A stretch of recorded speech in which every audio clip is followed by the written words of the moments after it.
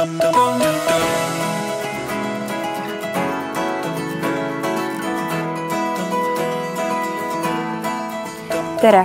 Olen Mari-Liis Elioni tehnilisest toest.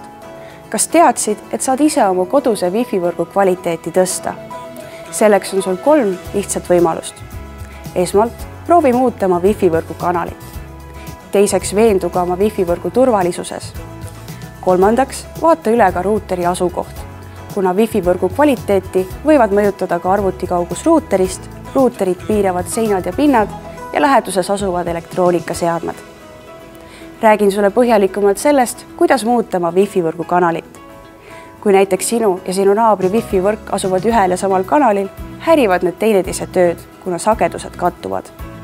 Kui need tõsta eraldi, töötavad need kiiremini ja paremini.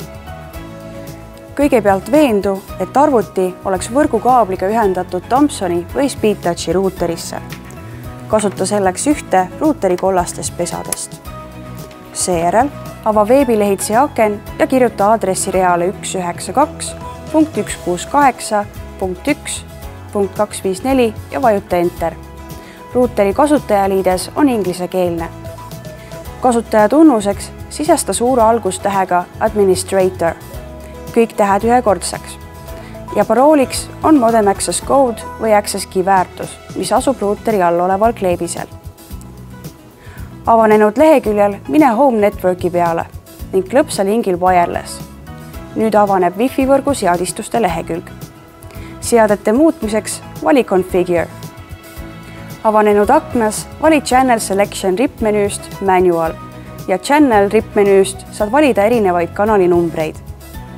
Muudatuste kinnitamiseks vajuta lehe allosas asuvale Apply nupule.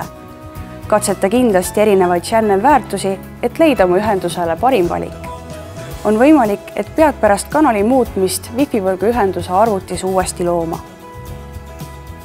Kui sul on tekkinud Elioni teenustega seoses veel küsimusi, siis vastused leiad Elioni kodulehelt abiinfo alt. Elion.